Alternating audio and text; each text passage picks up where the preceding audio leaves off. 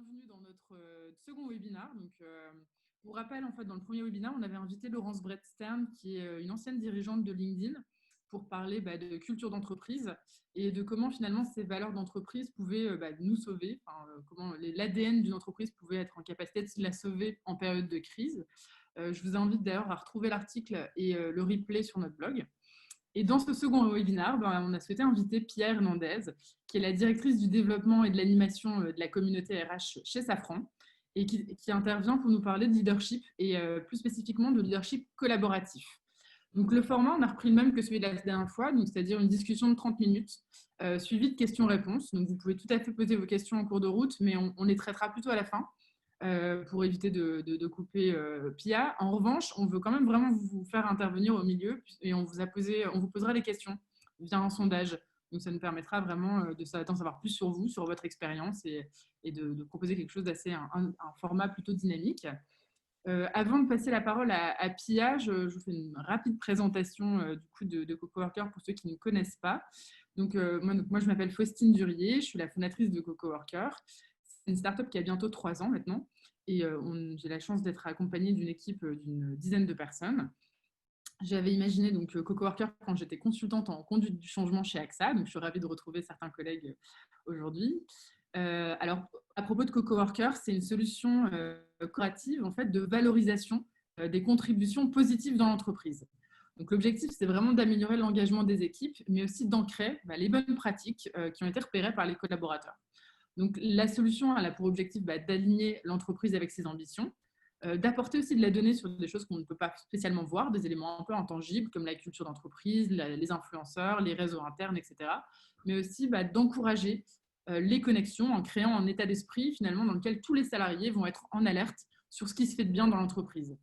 Donc très rapidement, le concept, c'est le suivant, c'est que chaque mois sur la plateforme, tous les salariés vont pouvoir envoyer 3 signes de reconnaissance qui ne sont pas cumulables et qu'on a appelé des kiffs. Donc pour dire que c'est uniquement du feedback positif. Donc ces kiffs-là, ils vont permettre de valoriser des contributions, des qualités humaines et des comportements positifs qu'on souhaite mettre en avant et qu'on a repérés chez les collègues. On travaille aujourd'hui avec des entreprises comme April, RTE, Safran, pour améliorer l'engagement et la collaboration dans les équipes. On adresse aussi d'autres sujets comme comment faire pour créer une culture commune lors de fusion-acquisition ou alors comment on aide à diffuser des valeurs sur le terrain, mais aussi comment on permet d'accélérer des transformations et de repérer des leaders informels. Et c'est ce qui aussi a amené notre sujet d'aujourd'hui sur le leadership et en particulier donc, le leadership collaboratif. Et du coup, je vais passer la parole à Pia. Est-ce que tu peux te présenter, s'il te plaît? Donc, Pia, qui est une cliente. Bien sûr. Merci, Faustine. Merci d'abord pour cette invitation et merci à tous ceux qui ont décidé de participer ce matin.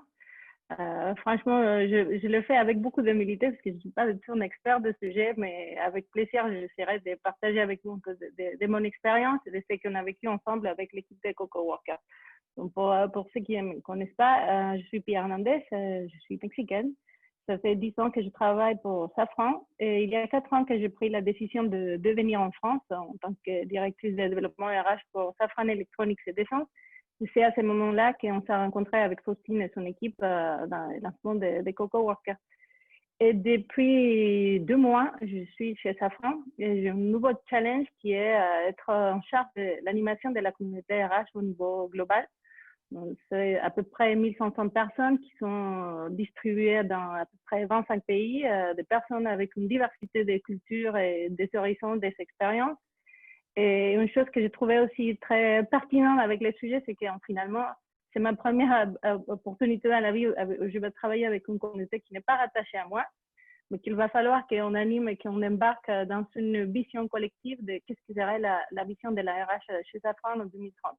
Donc, c'est totalement dans les collaboratives, totalement dans les collectives. Et bon, on va essayer de faire quelque chose de sympa et on partagera un petit peu l'expérience qu'on a eue de manière précédente. Trop chouette. Voilà qui je suis. Présentation. Je trouve que c'est important, avant de commencer, de définir de quoi on parle. Et ça m'intéressait de savoir, pour toi, quelle est ta définition du leadership? Pour moi, la définition de leadership, c'est de mener des personnes vers une vision partagée, commune. C'est un processus d'influence. Donc, avec quoi est-ce qu'on va amener des personnes vers un certain objectif? C'est ça que c'est le leadership. C'est aussi, pour moi, quand on parle d'un leadership fort, c'est un processus de transformation, car on amène des personnes vers des choses qui aujourd'hui n'existent pas. Dans les processus de leadership, il faut trouver une vision avec laquelle la personne, les salariés, les équipes peuvent s'identifier et à partir de là, avancer tous ensemble. Donc, c'est beaucoup de partage. Ça paraît très répétitif quand on dit ambition valable. Mais franchement, tout le challenge de leadership, c'est là. Est-ce qu'on a vraiment une ambition ou pas? Et c'est un des gros challenges de leadership. Ok. Donc, Je pense que c'est un leadership force, c'est vraiment celui qui est en mesure de faire que les collaborateurs vont s'identifier à une nouvelle vision et une vision qui leur ressemble en fait et qui vont trouver utile pour eux. Donc en parallèle, moi j'ai proposé du coup un petit questionnaire pour savoir si vous, dans votre entreprise, vous avez le sentiment d'avoir des leaders qui savent justement vous embarquer grâce à une vision dans laquelle vous identifiez qui vous semble utile. Donc j'ai l'impression que majoritairement, on en a quand même, on a pas mal de réponses positives. c'est super. Après, moi, ça m'intéresserait, Pia, est-ce que tu pourrais nous partager des exemples de leadership fort pour toi? Je peux partager, je pense, les deux exemples de leadership. Je vais partager une déjà dans la société et je vais partager des autres hors la société.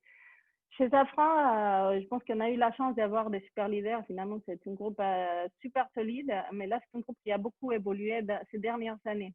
Et notamment à la RH, c'était quand même très splitté entre pays. L'année dernière, on a eu l'arrivée d'un nouveau DRH et franchement, ça a fait une bague. C'est quelqu'un qui ne connaît pas trop les groupes, mais sa vision, ça a fait qu'il y a un mouvement qui s'est créé à l'intérieur de la société, que les salariés et toutes les équipes RH sont mobilisés vers une nouvelle manière de faire les choses. Pourquoi? Parce que c'est un leadership beaucoup plus inclusif. On parle beaucoup maintenant d'avoir une seule communauté qu'on n'avait jamais parlé. Et là, on parle que de la fonction RH. Mais franchement, pour moi, c'était très révélateur. Ça fait 10 ans que je travaille dans les groupes et pour moi et pour mes anciennes équipes, ça a été quand même un super refresh de ce qu'on avait vu, pas parce qu'avant c'était pas bien, mais ça reflète que la société évolue et que comme ça, on a aussi quelqu'un à la tête qui est capable de nous mener vers un nouvel objectif. Et bien évidemment, au-delà de la société, je pense toujours à des cas qui sont très, très marquables. On peut parler d'un Gandhi ou d'un Nelson Mandela qui ont été capables de mener des sociétés dans des moments et dans des situations très, très compliquées. Et finalement, quand on regarde ce qu'ils ont été capables de faire, c'est quand même remarquable. Et qu'est-ce qu'ils ont fait? Ils sont être capables de partager sa vision de société, sa vision de la vie, de la partager assez largement pour que les gens adhèrent et les suivent. Donc, et là, on voit, franchement, l'effet, c'est immense. Donc, pour moi, c'est des exemples vraiment très clairs de qu'est-ce que c'est un leadership fort. Ouais, c'est intéressant les exemples. Après, ils peuvent paraître un peu classiques, mais je trouve que, enfin, avec Gandhi et Mandela, finalement, on retient à chaque fois la dose d'espoir, l'optimisme et aussi le sentiment qu'ils ont donné d'être utiles. Donc, je trouve que ça reste des clés quand même qu'on a appliquées à son niveau également. Après, moi, j'avais aussi envie de te parler du fait qu'on n'a jamais, enfin, moi, j'ai le sentiment qu'on n'a jamais autant parlé de leadership. Mais finalement, dans son entreprise au quotidien, on peut aussi avoir le sentiment de ne pas être spécialement entouré de leaders très courageux. On n'a pas tous un Gandhi autour de nous. Et pour évoluer dans une grande entreprise, on a aussi le sentiment qu'il faut plutôt éviter de faire des vagues, de ne pas prendre tant de risques que ça, même si c'est pourtant le discours officiel, et qu'au final, on va promouvoir des employés au rang de chef parce qu'en fait, ils ne causent pas de problème et qu'ils sont appréciés par leurs collègues. Et pourtant, en fait, une fois qu'on est en poste, ce sont aussi les chefs les plus destructeurs parce que justement, ils ne font rien. T'en penses quoi? Tout à fait. Et c'est une chose qui m'a toujours marqué et depuis que je travaille, c'est que parfois on a des leaders plutôt suiveurs, que tu as un peu l'impression qu'ils sont été arrivés là parce qu'ils ont suivi un leader qui a trouvé que c'était bien de les mettre là, mais c'est des personnes un peu mous, qui n'osent pas trop parler, comme tu dis, pas trop faire des vagues, pas trop déranger les autres et de passer sous la vague. Mais pour moi, le risque, c'est qu'avec ce type de profil, tu risques de démotiver les équipes. Et ça, on le voit, moi, il y a beaucoup d'études qui m'ont toujours marqué. Il y a une phrase que je répète depuis que je travaille, c'est que les salariés ne quittent pas une société ni par l'argent, ni par... On peut dire beaucoup de choses. Quand on voit vraiment qu'est-ce que fait un salarié démissionné, c'est son chef. Pour n'importe quel salarié, la société, c'est son chef. Et beaucoup de fois, c'est parce qu'on manque quelqu'un qui est capable de donner une direction. Donc, pour moi, c'est super dangereux d'avoir des personnes qui n'ont pas je dirais, des convictions. C'est pas une question de caractère, c'est plutôt des convictions et d'avoir un peu de courage pour s'exprimer. Parce que ça devient, à la fin et sur le long terme, ça devient beaucoup plus destructif. Tu peux te retrouver avec une grosse masse de leaders qui ne sont pas capables de prendre des décisions. Et typiquement, dans des périodes de crise, c'est quand même, ça peut être super dangereux. Donc, oui, effectivement, c'est un phénomène qu'on a eu quelques années de promouvoir sans trop penser aux soft skills, mais plutôt aux positions des personnes. Et je pense qu'il faut faire très attention pour éviter de trouver ce type de management dans les organisations. Et comme tu dis, ça peut faire vraiment des dégâts, finalement, ce leadership par le laisser aller, donc ces leaders absents. Mais au final aussi, si justement leur particularité, c'est de ne pas faire de vagues, comment on fait pour identifier ces leaders-là, ces leaders absents dans l'entreprise? Comment on fait pour identifier? Je pense que les leaders absents, tu vas les voir quand tu commences à voir des équipes qui étaient bien et que tout d'un moment, il y a quelque chose qui commence à pas trop aller. Il y a finalement un sentiment d'abandon qui te fait voir qu'il y a quelque chose qui ne va pas. Et s'il n'y a rien d'autre qui a changé, c'est souvent que le manager n'est pas présent. Donc, il faut être très, très attentif à ça parce que ce n'est pas simple. Hein. Comme ce n'est pas simple non plus d'identifier les leaders qui sont bons, et il faut faire très attention au collectif, à voir comment ils sont pour être capable de les identifier et bon, de prendre des décisions quand c'est le moment. Ouais. Et alors, du coup, je rebondis juste, j'essaye de regarder en même temps de nouveaux commentaires. Donc, il y a quand même une personne qui nous demande ce que c'est, de rappeler ce que c'est un leader absent. Donc, si je comprends bien, Pia, c'est plutôt une personne qui, du coup, ne va pas prendre de décision et ne fera rien, en fait. C'est plutôt du laisser faire. Oui, c'est quelqu'un de mou qui va aller vers les mouvements, qui ne va pas être capable de se mettre devant ses équipes. Et effectivement, c'est comme tu dis bien, c'est les laisser faire. Je dis rien et je passe sous la bague et comme ça. D'ailleurs, beaucoup de courage managérial, au final, c'est peut-être ce qui va manquer le plus chez le leader absent, quoi. En Tout tout à cas, fait. je rebondis sur le questionnaire, le sondage qu'on vous a envoyé. J'ai l'impression quand même que c'est une majorité de personnes aujourd'hui vont dire que, en tout cas, des participants donc, ont répondu qu'ils avaient autour d'eux, dans leur entreprise, beaucoup de leaders absents. Enfin, un peu ou beaucoup, mais majoritairement ont répondu par l'affirmatif. C'est donc un vrai problème. Après, du coup, comment on peut contrebalancer ça et comment on fait justement pour identifier pour toi les vrais leaders? Je pense que c'est là tout l'intérêt, comment on peut contrebalancer ça en identifiant des leaders qui ont des capacités et des profils différents. Et bon, une des choses, je vais dire très facilement, comme on a fait chez CD, dans mon ancien poste, c'est un des challenges que j'avais quand je suis arrivée en France, comment identifier des leaders.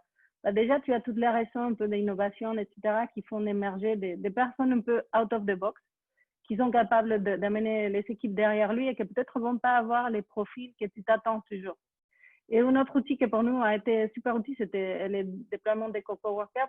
Finalement, ça a fait que les réseaux mettent en visibilité des personnes qui n'auraient pas remarqué. Et typiquement, quand on parle d'une société où 80% c'est des ingénieurs et son profil, ce n'est pas des extrovertis, des personnes qui vont faire beaucoup de marketing de sa personne, parfois, c'est les collègues les mieux placés pour dire ici, il y a quelqu'un qui a de la valeur. Son profil est atypique et ça aussi, c'est une autre chose qu'il faut savoir reconnaître. Les leaders, ils doivent être atypiques parfois. Ce n'est pas un copier-coller et tout le monde est pareil. Donc, c'est grâce au réseau que parfois on est capable de l'identifier et c'est d'autant plus important d'avoir des outils comme on l'a grâce à vous pour identifier ce type de personnes qui parfois sont un peu cachées parce que ça ne les intéresse pas. Ils font les choses parce qu'ils y croient, pas par la reconnaissance nécessairement. Donc, c'est super important de garder ces liens car c'est eux qui vont nous aider à transformer la culture et le business. Ok, hyper intéressant. Et d'ailleurs, ça me fait penser à vos autres démarches d'innovation, et ça fait lien avec la question qu'on pose aux participants, mais il me semble que vous avez aussi entrepris de l'intrapreneuriat, ce qui est d'ailleurs le cas aussi chez Oui, RTE. C'est une façon d'identifier des leaders. tout Chez... à fait. Tout Euh, à fait. Et on les voit typiquement, les plus récents des exemples, c'était dans la crise Covid. Il y a eu des initiatives d'innovation qui ont émergé soit pour proposer des produits pour soutenir les autres, ou soit pour comment on va garder un peu les business, etc. Et franchement, c'est super révélateur. Dans ces processus d'innovation, on voit vraiment émerger des personnes et il faut que ces réseaux vivent, parce que c'est grâce à eux qu'on peut, encore une fois, reconnaître des personnes qui sont un peu cachées et qui vont apporter des éléments différents à l'organisation. hmm. Ben, et d'ailleurs, du coup, donc, quand on regarde les réponses là en live, attendez, je vous les partage comme ça. On a majoritairement finalement donc, le manager et la RH qui sont finalement les acteurs qui permettent de révéler les leaders. Donc et l'entrepreneuriat en troisième place. C'est intéressant. Après, nous, ce qu'on avait remarqué avec Cocoworker, c'est que finalement, bah, le management et la RH ne peuvent pas non plus tout voir et tout savoir. Non. Euh, Forcément, on va passer à côté de certaines personnes. Ça peut aussi être un peu biaisé. Enfin, la verticalité de cette reconnaissance-là et de cette visibilité, elle va empêcher on va dire, de trouver, d'identifier d'autres leaders.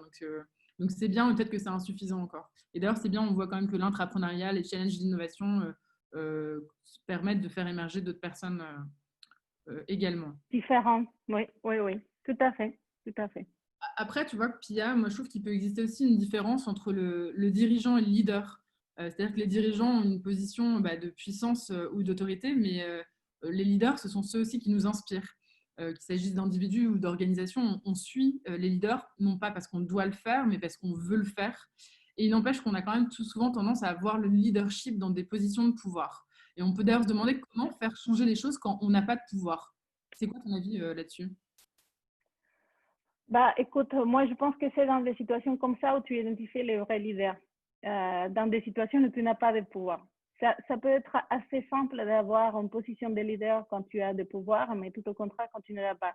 Et je pense un exemple que j'aime beaucoup, qui est le cas de Malala. Je ne sais pas si vous la connaissez, c'est une fille pakistanienne qui a créé tout un mouvement. Et moi, je suis toujours surprise, pas parce que c'est des cas qu'on voit dans les livres, c'est parce que finalement, quand on se met un peu dans cette situation, tu te dis comment c'est possible qu'une personne qui est dans des conditions très compliquées, culturellement, avec très peu de moyens, avec un environnement qui est contre toi, avec beaucoup de risques, avec beaucoup de choses, soit capable de mobiliser autant de personnes dans ce cas-là pour la défense des femmes et l'éducation des femmes dans ce pays.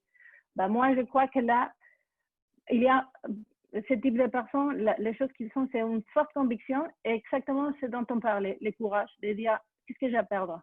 Moi, j'ai une conviction, je sais qu'on a besoin de ça. Bien sûr, il y a un risque, mais c'est quoi les risques si je ne le fais pas? Donc, pour moi, ça, c'est la vraie conviction de dire je le fais, malgré tout. Et là, on voit que c'est des personnes que parfois, elles mettent en risque même sa vie. Bon, c'est l'extrême, mais c'est pour prouver que tout le monde derrière, si je me dis qu'est-ce que je peux faire pour changer mon environnement, je peux faire quelque chose. Et au niveau de l'entreprise, c'est la même chose. Dans mon équipe, qu'est-ce que je peux faire pour changer les choses? Moi, je crois totalement. Je crois à cette capacité de dire, j'ai identifié qu'il y a une situation, il faut que j'identifie quelles sont les personnes qui sont dans la même situation. Et derrière ça, je serai capable de créer une coalition autour de mon idée et de mobiliser un groupe de personnes pour me suivre. Et c'est ça qui s'est passé avec les cas de Malala, avec les cas de Greta Thunberg. Il y a beaucoup de cas, je dirais, dans la société qui sont, encore une fois, ça paraît un peu exagéré, comme tu dis, c'est un peu comme les cas de Gandhi, mais ça preuve que c'est possible. Et dans l'organisation, c'est encore plus simple. Ça pourrait être encore plus simple parce que les conditions sont beaucoup moins extrêmes. Mais ce qui nous manque aujourd'hui pour devenir un leader quand on n'a pas de pouvoir, parfois, c'est la conviction et le courage. Et c'est ça qu'il faut travailler chacun d'entre nous pour y arriver.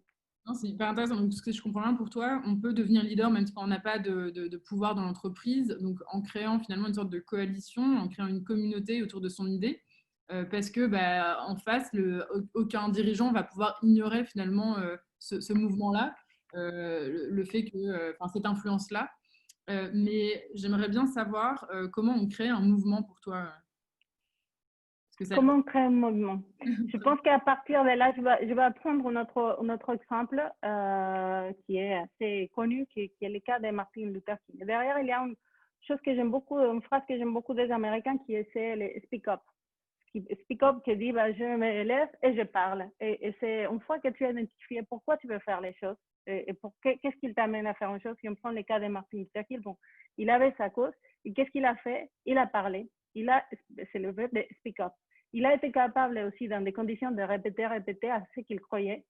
Et qu'est-ce qui s'est passé? Qu'il y a eu des personnes qui allaient parler. Son why, la raison de faire les choses, ça touchait la raison de faire les choses des autres. Et c'est ça qui a fait que les gens s'adhèrent. Et là, si tu penses à ça, comme il a réussi à créer un mouvement dans une époque où il n'y avait pas d'Internet, pas de réseaux sociaux, pas de portables, pas des choses qu'aujourd'hui, ça serait super simple. On arrive à réunir des personnes très facilement parce qu'on fait un post et voilà, ça part viralement partout. Mais dans une époque comme ça, bah, c'est le fait de parler. Encore une fois, pour moi, c'est le speak-up, c'est le fait de dire il faut avoir du courage, il faut être capable de partager de la manière plus claire possible et d'identifier quelles sont les personnes qui peuvent adhérer. Et dans la société, dans les organisations, je pense que parfois, on n'était pas habitué à faire attention à cette partie-là. Est-ce que j'adhère à cette vision? Oui ou non? Si j'adhère, bah, super. Si je n'adhère pas, c'est pas peut-être mon organisation. Donc, il faut aussi qu'on commence à changer, à chercher des personnes qui vraiment adhèrent à la vision et à l'objectif qu'on cherche. Et c'est comme ça qu'on va arriver à créer des mouvements à l'intérieur des organisations et au-delà des organisations. Et du coup, en fait, finalement, on rejoint une entreprise parce qu'on est aligné avec sa vision, pas avec ses valeurs. Ça repose aussi la question du recrutement, ça repose... dans ce que tu dis, c'est assez fort parce que ça demande aussi de suivre ses convictions et de se dire que si on se retrouve plus, on doit partir, en fait. Ah bah moi, je toujours que ça. Je pense qu'il faut, c'est pas très honnête de rester dans un endroit à ce moment parce que c'est confortable, c'est ma zone de confort, je suis bien payée et les postes, ça me permet d'avoir un certain statut, mais finalement, je n'adhère pas ni aux valeurs, ni au leadership, ni à la culture. Ça, je trouve que c'est des choses qu'on ne devrait pas accepter. Malheureusement, ça met du temps à changer, mais je suis convaincue que c'est vers là qu'il faut qu'on avance. Et je pense aussi que les gens sont beaucoup plus productives et beaucoup plus créatives et ils sont beaucoup plus à l'aise quand ils trouvent la société qui répond à ses valeurs et à ses intérêts. Sinon, tu vas jamais être, tu peux pas être nager dans une mer de sable. Il faut avoir de l'eau. Donc, effectivement, il faut chercher l'endroit qui te correspond et même si c'est pas simple, je pense qu'il faut se battre pour ça. Et du coup, inversement, on n'a jamais autant attendu les entreprises sur leurs valeurs et le fait qu'elles les traduisent en actes concrets, en fait, à ce qu'il y ait du vrai concret et des engagements de leur part, de sa part sur sa culture. Parce que jusque-là, on a beaucoup parlé de valeurs et elles sont juste restées affichées sur les murs. Ouais. C'est un vrai enjeu des deux côtés, on va dire.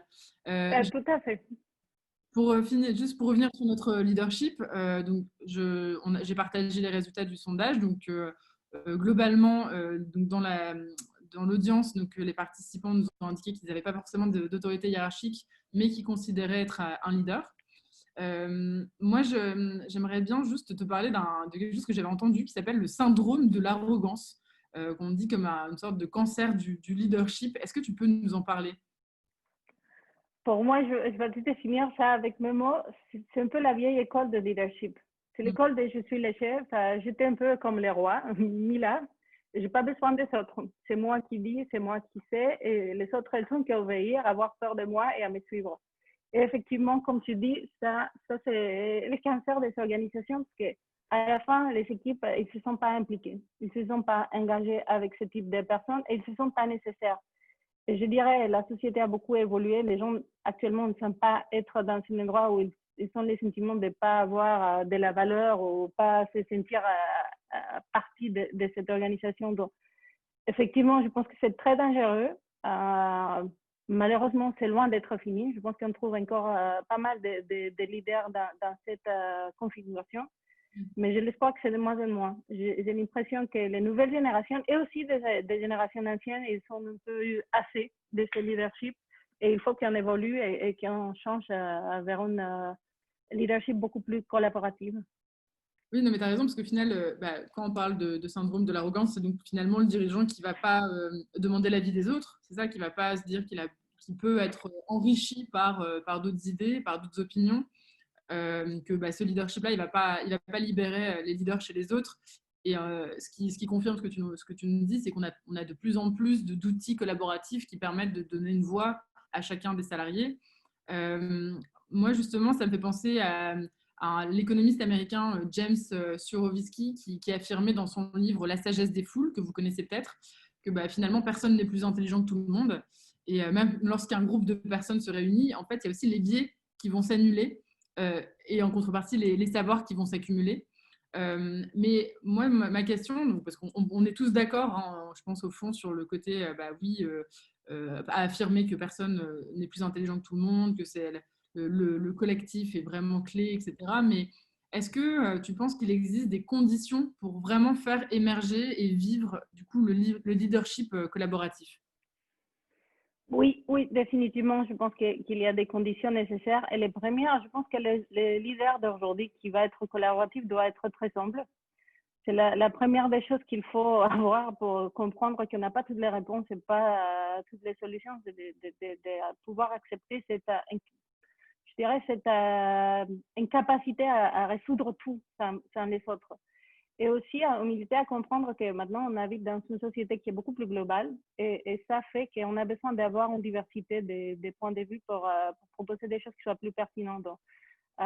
Comment on crée un leadership? Une fois qu'on a quelqu'un qui est capable de ça, il faut avoir une diversité de personnes, ce qui va nous faire aussi avoir une diversité des points de vue. Et il faut aussi, à côté de ça, avoir une capacité d'écoute, parce que ça ne sert à rien d'avoir une diversité de personnes si on ne les écoute pas. C'est pas très intéressant d'avoir des personnes pour montrer qu'on est capable d'avoir des femmes, d'avoir des interventions, si à la fin on continue à les gérer de la même manière. Donc, il faut aussi être capable de créer les conditions pour que les gens s'expriment, qu'ils se sentent en sécurité, créer un environnement de confiance où les gens savent qu'ils peuvent exprimer ces idées et qu'ils vont être reçus et challengés pour à la fin avoir les meilleurs, comme tu as dit tout à l'heure, de toutes les idées, du collectif. Donc, effectivement, je pense qu'une dernière chose que je dirais pour le leadership collectif, c'est qu'il ne faut pas avoir beaucoup de certitudes, mais beaucoup de challenges dans la tête et être prêt à les partager avec les autres pour trouver des solutions entre tous.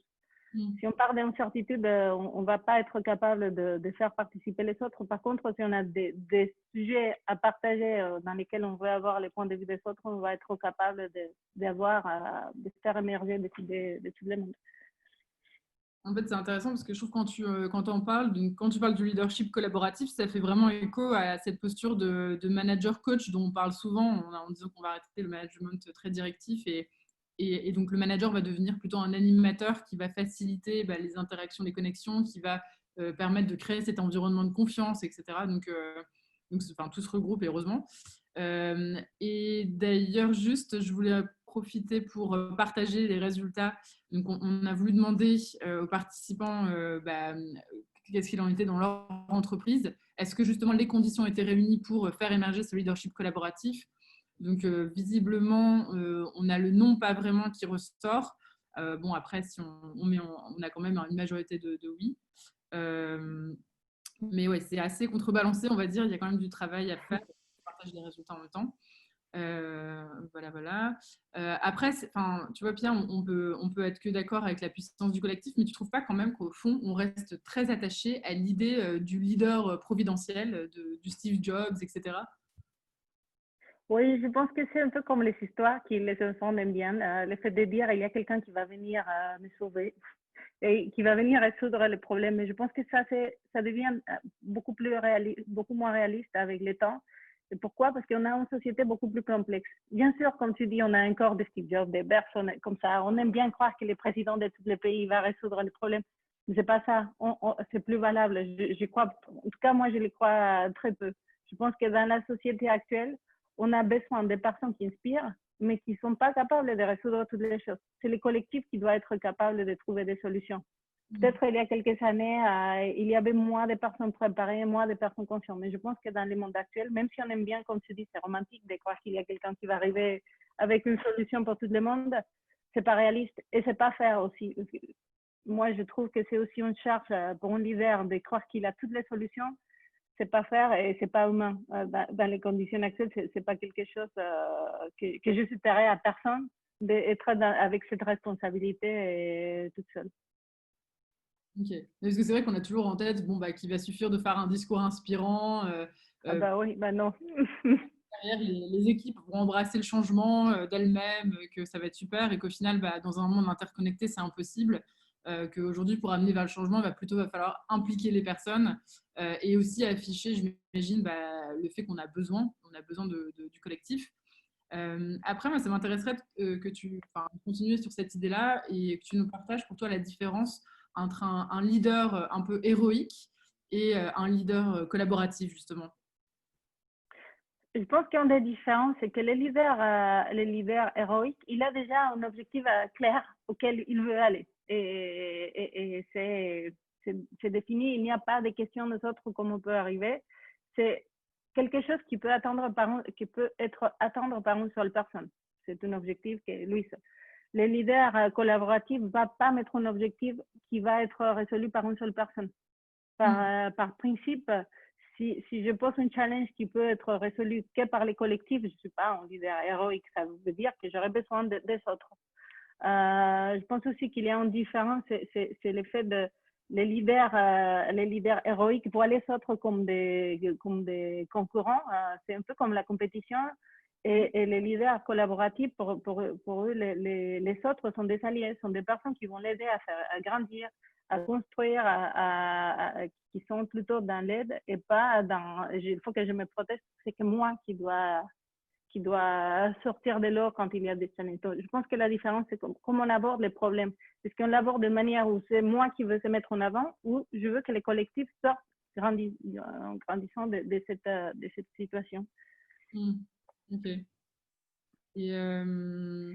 Et peut-être il y a une chose que je n'ai pas dit aussi, que je trouve que c'est différent, c'est les leaders héroïques, ils communiquent peu. Ils communiquent les choses qu'ils considèrent un peu les résultats, mais pas les processus. Et les leaders collaboratifs, c'est quelqu'un qui est beaucoup dans la communication pour que les équipes aient les informations et soient en capacité de participer. Ça change tout. Hein, et ça, je peux aussi dire, je l'ai vu beaucoup dans la gestion de la crise Covid. Les leaders collaboratifs sont tout le temps en train de communiquer pour que les gens puissent participer à la solution. Les leaders héroïques, non. Il aime bien se sortir lui tout seul, mais il ne te donne pas d'informations pour que tu puisses participer. Donc là, tu les vois et c'est des exemples très, très concrets. Ouais, en fait, c'est intéressant ce que tu dis. Ils vont moins communiquer, mais peut-être que finalement, les leaders héroïques, quand ils communiquent, c'est plus pour faire des discours, en fait, de quelque chose de très vertical et unilatéral, alors que le leader dans la communication va essayer d'écouter à chaque fois, va toujours rassembler, challenger, intégrer. C'est peut-être ça la grande différence aussi, finalement, le fait de se focaliser tout le temps sur de la co-construction, quoi. Oui, tout à fait. Et donc, on a posé la question donc aux participants quels étaient les leaders dans leur entreprise, s'ils étaient plutôt des leaders héroïques ou des leaders collaboratifs. Donc, on a une majorité de leaders héroïques. Voilà, ça va changer grâce à vous, de toute façon. Hein. Je partage les résultats. Du coup, comme on avait annoncé, hein, donc l'idée c'est de faire un peu de discussion, donc un échange avec toi, Pia, puis d'aller voir les questions et de les traiter. Est-ce que tu peux peut-être nous faire un point de conclusion pour que tout le monde reparte avec les idées claires et des choses qu'on peut appliquer aussi chez soi suite à ton intervention? Bien sûr, j'espère le faire de manière que vous pourrez garder quelque chose. Donc, je pense que la première chose que j'ai envie de dire et de répondre à tous les sujets, c'est qu'il faut travailler sur le leadership et ça veut dire c'est connaître pourquoi on fait les choses, c'est quoi ma raison de faire ce que je fais, pourquoi je fais ce travail, c'est quoi qui me motive. Et une fois qu'on l'a clair, on va être en capacité de mener, d'aider les autres derrière nous. Après, je pense aussi que tout le monde doit travailler beaucoup cette partie de courage et d'être capable d'exprimer les choses. Pareil, on peut pas. Les équipes vont adhérer les jours qu'elles savent qu'on est capable de prendre une position et qu'on ne va pas changer selon les situations. Donc ça aussi, ça les rassure et c'est important de le faire. Et pour identifier les autres, ça aussi, on a beaucoup parlé de cette partie-là. Il faut être très à l'écoute des équipes. Tu le disais un moment, Faustine, je pense que les leaders d'aujourd'hui, son travail au quotidien, c'est d'être en contact, de faire que les autres soient en relation, en animation. Donc, il faut être très à l'écoute, très attentif de ce qui se passe dans l'environnement pour être en capacité d'identifier qui peut être les leaders de demain et aussi identifier ce qui pourrait être un risque pour nos organisations pour essayer de ne pas les mettre dans des situations où ils ne vont pas bien se sortir. Et il faut aussi faire confiance au collectif. Ça, c'est pas simple, mais il faut le faire. Les collectifs, c'est beaucoup mieux que l'individu, comme tu l'as aussi bien exprimé, et donner des objectifs qui sont collectifs. Ça, c'est aussi un des challenges, je dirais, les plus grands pour les sociétés, parce qu'on est encore très attaché aux objectifs individuels. Mais si on continue à donner des objectifs individuels, on ne va pas développer beaucoup les leaderships collectifs. Et en tant qu'RH, je pense qu'il faut aussi essayer de faire attention à ne pas chercher toujours les mêmes types de personnes, à ne pas laisser toujours le leader traditionnel, l'expert qui ne fait pas trop de vagues. Parce que ça a un côté, je dirais, simple. C'est beaucoup plus simple d'avoir des personnes comme ça. C'est beaucoup plus simple à manager. Mais ce n'est pas ça qui va transformer notre organisation. Donc, il faut parfois aussi savoir se mettre un petit peu en risque, à sortir de nos zones de confort et dire c'est qui va apporter le plus pour notre organisation demain et savoir prendre les risques, sachant qu'encore une fois, c'est pour ça que j'ai commencé par la partie, il faut beaucoup travailler avec soi, il faut beaucoup se connaître pour être en capacité de mieux accompagner ce type de personnes dans les quotidiens. Ok, trop cool, merci beaucoup, c'est très clair. De toute façon, enfin, juste pour tout le monde, on fera un article qui reprendra tous ces points clés-là, et puis le replay de la vidéo sera très vite diffusé. Je te propose qu'on regarde les questions qui ont été posées, les réactions. Moi, j'aime bien la question aussi de Stéphanie, qui nous demande si finalement, parce qu'on vient de voir qu'il était possible de devenir leader en créant un mouvement à son niveau, même si on n'avait pas d'autorité. Est-ce qu'il n'y a pas un risque aussi que finalement le leader se démotive si il n'est pas repéré, s'il se passe rien, quoi. Finalement, il a créé ce mouvement-là, mais après, tout repose sur son énergie à lui. Est-ce qu'il y a, voilà, à la fin, on risque pas de se démotiver et de laisser tomber? Je pense qu'effectivement, oui. Ça peut être fatigant. Et là, je peux partager des expériences très personnelles. Effectivement, parfois, on peut avoir les sentiments de se battre toute seule dans des organisations qui sont pas prêtes à des choses qu'on propose. Mais là, je pense que la question, c'est un peu comme les points qu'on discutait tout à l'heure avec Sophie, c'est le fait de dire, est-ce que c'est la bonne organisation pour moi? Si je crois, j'ai une conviction sur certaines choses, j'ai réussi à créer un mouvement et je vois que l'organisation n'adhère pas, peut-être c'est que soit l'organisation n'est pas la bonne pour moi, en tout cas, pour mon objectif, soit elle n'est pas encore assez mature pour les prendre. Donc, je pense qu'il ne faut pas abandonner, il faut croire à ses rêves, à ses convictions, mais après, il faut aussi à un certain moment savoir si je ne suis pas dans la bonne organisation, il faut aussi avoir le courage de chercher l'endroit qui me correspond mieux. Et ça, parfois, c'est pas simple. Hein. J'ai changé 3 fois de société depuis que je travaille et c'était pas simple, mais je ne le regrette pas. Je pense que c'est une des choses qui parfois, il faut savoir se faire de mal pour mieux rebondir dans une autre société et pas s'épuiser en mettant toute énergie dans un endroit où peut-être c'est pas là que ça va grandir. Après, du coup, je me permets d'ajouter deux choses. Pour moi, il y a aussi, le premier point, c'est ton rôle. En fait, c'est finalement ton job, c'est exactement ça, c'est d'animer la communauté, d'identifier des personnes, de les valoriser, de faire en sorte qu'ils Ouais. répondent. Donc, j'ai envie de dire que l'entreprise, elle peut réagir en créant des postes comme le tien. Après, le deuxième point, c'est qu'au final, le leader qui va réussir à créer un mouvement, son objectif, c'est de ne pas finir en leader héroïque non plus. Donc, finalement, Oui. partager ce pouvoir et de faire en sorte que le message ne dépende pas que de lui. Donc ça va fonctionner si on réussit à créer un mouvement de leader, enfin, créer ce mouvement de leader ensuite, quoi, qui ne soit pas dépendant d'une seule personne. Donc Oui. la question est intéressante parce que je pense qu'on l'a tous vécu, moi aussi chez AXA, c'était vraiment le côté d'avoir l'impression d'avancer, de s'épuiser à la fin. Mais au final, la solution, c'est peut-être plutôt de trouver d'autres personnes qui vont porter le message. Et si je peux dire seulement une chose aussi, Faustine, tu m'as fait penser à une phrase qui disait un des présidents chez Safran que j'aimais beaucoup à un moment quand il a lancé une transformation de la culture managériale. Il a dit, je ne veux pas trop parler, je veux faire une transformation silencieuse. Ce qu'il disait, il disait, si moi j'affiche trop de choses, les gens imaginent un peu de la magie. Les membres des leaders vont être super bons. Ce n'est pas ça. La réalité d'une organisation, c'est que ça évolue petit à petit. Ça va mettre des années. Et même si je ne les vois pas, peut-être c'est en train de changer. Donc, ce point que tu viens de dire, c'est super pertinent parce qu'effectivement, il ne faut pas non plus tomber dans l'héroïsme. C'est pas comme ça. Les organisations aujourd'hui, ça met du temps à changer. Et il faut être prêt aussi à passer les relais à quelqu'un d'autre, dire, moi, je fais ma partie. je laisse celle qui va venir derrière moi, qui va continuer et j'irai faire une autre mission, peut-être dans l'organisation, mais dans un autre rôle différent. Et alors, du coup, moi, il y a ensuite des questions qui sont plus liées aux solutions, aux outils. Donc, Karen qui demande chez Safran, vous avez expérimenté des méthodes, outils, postures liés au faire ensemble ou sociocratie, et comment on fait pour diffuser un nouvel état d'esprit qui va être lié à l'intelligence collective. Et je regroupe juste avec la question de Ben Hammer qui nous demande comment finalement ces outils-là ils vont pouvoir influencer la culture d'entreprise et amener le leader à être légitime. Donc, quels sont finalement les outils qui permettent de porter ça, de faire, enfin voilà, de développer davantage le leadership, de faire vivre la culture d'entreprise, etc. À part ce peut-être que tu as mentionné, du coup.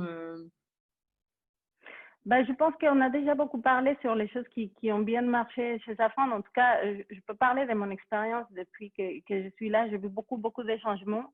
Et je pense que ces changements s'est fait grâce à divers réseaux qui ont été créés à différentes échelles, à l'échelle des groupes, à l'échelle des sociétés, avec des réseaux des managers qui travaillent sur l'innovation, avec des managers qui travaillent sur la reconnaissance, à des outils comme CoCoWorker, mais il y en a des initiatives un peu partout. Je pense que c'est ça qui a fait que les groupes évoluent petit à petit. Et encore une fois, c'est pas, quand on parle d'un groupe de plus de 80 000 personnes, c'est pas d'un jour à l'autre que ça va changer. On a tous des backgrounds très différents et c'est une société qui est devenue immense. Donc, comment est-ce qu'on développe? On est en train encore de les construire et je suis convaincue que dans les années à venir, on va voir encore beaucoup de choses évoluer. Je crois beaucoup au pouvoir des petites initiatives comme ça qui parfois continuent à toucher les autres et qui se répondent. Et je pense que c'est comme ça qu'on va arriver à les changer. Est-ce qu'il y a des choses qui ont marché plus que les autres? Je ne crois pas. Je pense qu'il y a des choses qui sont plus adaptées. Et finalement, même en étant un groupe, on a des organisations qui sont différentes. Et les initiatives qui ont émergé dans les différentes organisations et pays, ils sont répondus à un contexte très particulier. Et c'est comme ça qu'on évolue petit à petit. Mais tu vois, en fait, bien, on le voit même nous avec CoCoWorker. Enfin, on a commencé à un niveau, puis après, d'autres entités qui sont venues, et c'est cette transformation virale, en fait, qui se fait Ouais. hyper intéressante, quoi. Et Et voilà. que ça touche, et vous l'avez vu, ça touche, ça commence finalement, vous avez démarré, je le partage parce que je trouve que c'est quand même hyper intéressant. On a décidé de les déployer chez Electronics et Défense, qui ont trouvé que c'était une société qui avait besoin un peu de faire des choses out of the box, que c'était pas dans son ADN. Et finalement, on a vu que le fait de le faire là a contagié les gens qui sont de l'autre côté de la planète et que finalement, il y a un mouvement qui est en train de se créer. Donc, c'est pour ça que je dis, il n'y a pas des choses qui marchent mieux. C'est finalement le fait de faire quelque chose et après, les autres, ils l'écoutent. Et on revient au sujet, comment on crée un mouvement. C'est comme ça.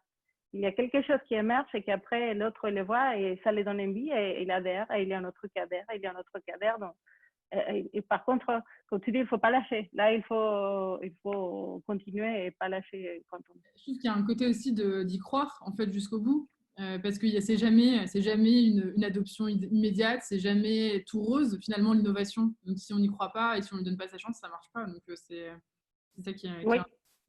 Il y a d'autres questions que je trouve intéressantes à évoquer donc, et qui concernent un peu le décalage encore hein, finalement avec la réalité parce que je pense qu'on peut tous être attachés à son entreprise quand même, avoir envie de la faire vraiment profondément envie de l'avoir évolué. Nicolas, par exemple, va nous demander, il y a des personnes qui vont avoir un fort leadership, mais est-ce qu'il ne risque pas quand même de se faire exclure parce qu'ils sont vus comme dangereux dans une entreprise qui a un fonctionnement plutôt traditionnel? Je pense que si, il y a toujours un risque. C'est pour ça que j'aime bien la phrase de speak up. Parce qu'effectivement, les leaders qui est un peu out of the box, peu importe dans quelle organisation, à un certain moment, ça va être perçu comme dangereux. Mais il ne faut pas avoir peur. Et c'est pour ça aussi qu'il y a des mots que je retiens, que courage et avoir ses convictions. Si on a très clair ses convictions, on va avoir le courage pour tenir, même quand les gens sont un peu contre. Mais ça, c'est des périodes que ça passe. Ça passe. Quand les gens voient qu'il y a vraiment une conviction derrière, à un moment, ils vont l'accepter. C'est normal aussi, quand tu es un peu l'outsider de l'équipe, tu viens avec des idées super innovatives, pour les autres, ça fait un peu peur. Mais c'est normal. Il ne faut pas avoir peur de passer cette étape d'inconfort Et je crois énormément que c'est grâce à ces personnes qui sont un peu différentes dans les cadres que les sociétés, elles changent. Donc, moi, ce que je trouve aussi intéressant, c'est parce qu'on n'arrête pas de parler de monde interconnecté et finalement, je trouve qu'il y a un leader qui n'est pas encore accepté, on va dire, en interne par tout le monde, mais qui, au fond, est complètement convaincu et qui porte la vision de l'entreprise, qui est alignée. Il va pouvoir utiliser le fait que ce soit interconnecté, par exemple, en jouant de son influence en dehors de l'entreprise, donc sur les réseaux sociaux, en allant dans des meet-up, et du coup, regagner finalement cette légitimité en interne grâce à ça. Je trouve qu'on tout doit, à fait. en tant que salarié, on peut devenir vraiment, on peut faire bouger les choses en jouant avec le système aussi. Enfin, il faut se servir de ça, de son influence dehors et à l'intérieur. Donc ça, c'est pour ça qu'il ne faut pas, quand on se dit, ah mon Dieu, je ne vais pas être accepté en interne, enfin, je pense que les salariés devraient un peu plus se servir de ça.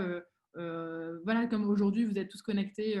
Vous allez voir le témoignage de Pia, mais maintenant, envoyez-le à votre RH, créez ces connexions-là, faites réagir et continuez à vous nourrir de l'externe. C'est vraiment fascinant pour ça. Et personne, c'est ce qu'on disait, personne ne pourra être, comment dire, ne pourra pas faire, enfin, être, je trouve plus mon mot, mais faire semblant de ne pas être sensible finalement à un mouvement. C'est exactement ce qui s'est passé avec les corporate hackers. Je ne sais pas si tu as entendu parler de ça. D'ailleurs, moi, j'avais rencontré une personne de chez Safran comme ça, c'est-à-dire que j'avais rejoint une association de personnes qui avaient envie de faire bouger les lignes dans l'entreprise, donc les activateurs, mais qui se sentaient un peu bridés. Et donc, on se retrouvait Oui. avec des alcooliques anonymes, tu vois, dans l'entreprise à dire bah, je suis frustrée parce que moi, j'aime beaucoup l'entreprise, j'ai envie de la faire bouger, mais je n'y parviens pas. Et en fait, on a créé cette coalition en dehors de l'entreprise, mais ça a eu des répercussions en interne. Donc voilà, donc ça c'était juste un petit témoignage perso, mais je trouve que c'est encore possible. Je termine encore avec deux questions. On a Maxime qui nous demande en fait comment faire face à la culture de l'entreprise, enfin, quand la culture de l'entreprise n'est pas encore au point pour le passage au management collaboratif. Et parce que du coup, enfin, sa question c'est est-ce il va falloir, il n'a pas spécialement envie de quitter son entreprise. Donc comment tu fais ça? Bah, écoute, je pense que c'est un peu comme on l'a dit, il faut oser.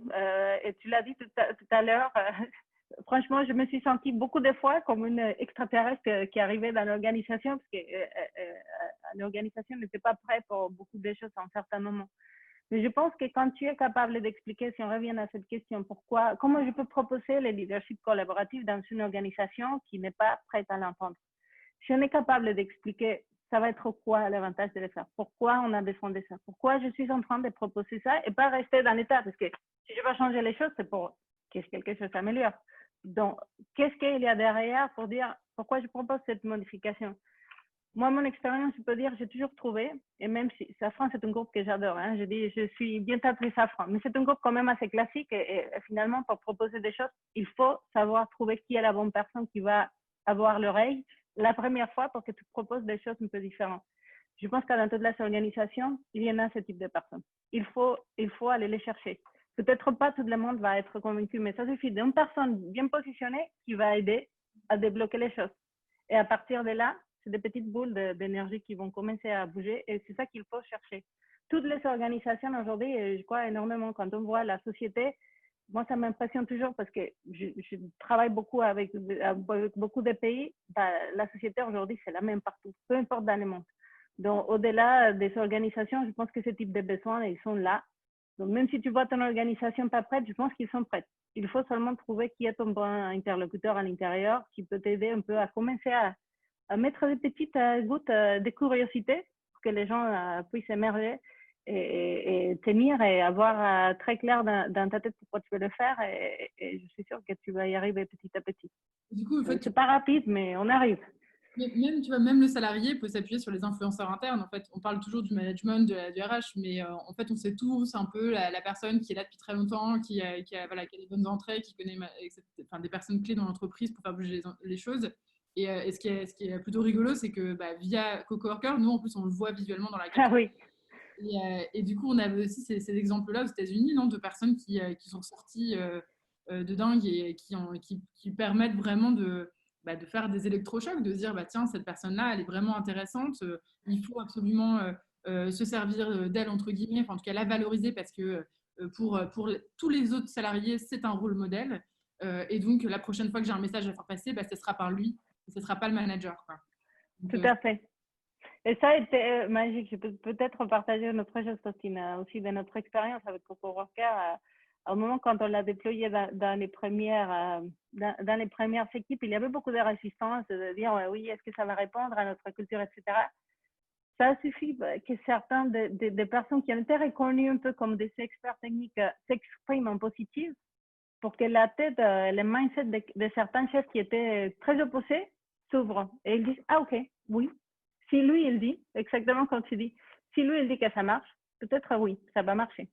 Donc à chaque fois, identifier ce type de personnes, c'est quand même une super chose à faire parce que c'est eux qui vont t'aider à passer les messages.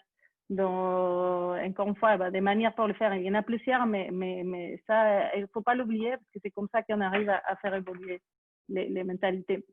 Ouais, bah, il faut... Et en fait, c'est cool que tu me disais des personnes un peu hors du commun. On parle on parle aussi des mad skills, donc les compétences un peu folles. Enfin, c'est chouette. En tout cas, moi, je retiens qu'il faut plus de diversité, qu'on peut tous devenir un leader, qu'on doit se servir aussi bien des influenceurs en interne que de ce qui se passe dehors, de s'inspirer, enfin voilà, de provoquer en fait le changement à son niveau d'abord. Et qu'en plus, bah, il y a plein d'autres qu'on peut déceler, donc aussi les leaders de plein de façons différentes à travers des challenges d'innovation, le management bien sûr, mais d'autres outils. Et que le rôle de demain, finalement, de l'ARH, ce sera peut-être aussi celui d'animer des communautés et de valoriser ces personnes-là dans l'entreprise. Écoute, ça arrive bientôt à sa fin. Est-ce qu'on prend une dernière question ou pas? Je pense qu'on est quand même pas mal. On a quand même pas assez vu, je pense, le sujet. Il me semble qu'on n'est pas passé à côté de questions. En tout cas, nous, on va reprendre tous les éléments que tu nous as apportés. On partagera aussi avec vous les sondages qu'on a, enfin toutes les réponses que vous nous avez apportées également, donc, qui étaient intéressantes et qui ont permis de nourrir le discours. Donc, merci beaucoup pour votre présence enfin, voilà, vos interventions et les commentaires. Le prochain webinar, donc j'espère qu'on en reparlera avec RTE, mais on fera peut-être quelque chose, ce serait super chouette. Avec François, Gonel, etc. Je trouve que c'est vraiment intéressant de faire parler des clients. Et après, nous, on a aussi un autre webinar qui va être en préparation et qui va concerner l'économie de la considération. Et je pense que ça va tous vous passionner. Et ça va rejoindre pas mal de choses que tu nous as dites, Pia. Donc, merci encore pour ton temps, pour le partage de ton expertise, parce que oui, quand même, tu en as une très, très intéressante. Et puis, on vous dit à bientôt. Merci. Et merci à tout le monde d'avoir suivi. Merci à tout le monde. Merci Faustine encore. Merci à toute l'équipe. J'espère avoir pu apporter quelque chose. Merci beaucoup. Trop chouette. Bon après-midi. Salut. Bye bye.